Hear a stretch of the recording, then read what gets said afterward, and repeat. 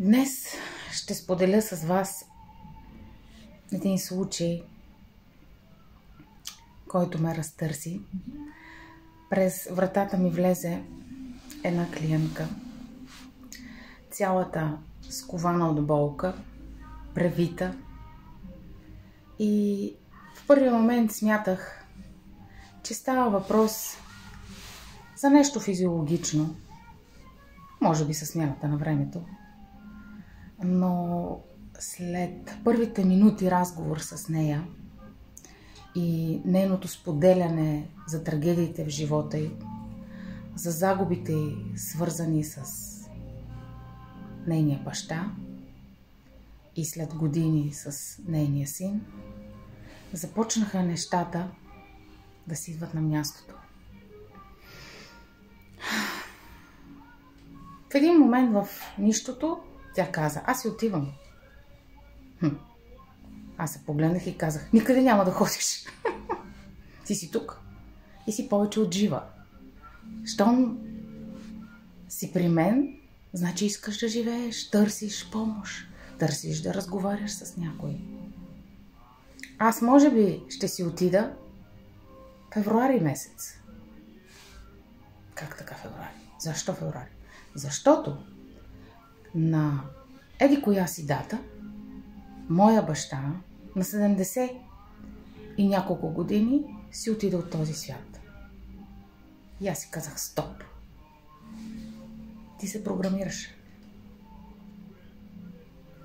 И тогава и казах, защото тя не подлежеше на анализ на работа и на констелация: хайде да направим с теб едно упражнение. Просто да кажеш едно изречение. Татко, благодаря ти. Ти си моя баща. Но аз искам да живея. И тя се замисли. Замисли се толкова, че в един момент започнах, казала си го е на ум, според мен, започнаха да усещам как вибрира за живот. И вече след останалия разговор от мен си тръгна човек, който вече не беше превит, а вече беше изправил тяло. И все едно казваше на живота: хей, живот, аз искам да те живея. Нищо, че съм натрупала години, защото и тя беше натрупала много години. Усещаха с цялото си тяло и душа, че беше вдигнала вибрациите си, беше вдигнала енергията си, и за мен беше голямо удовлетворение.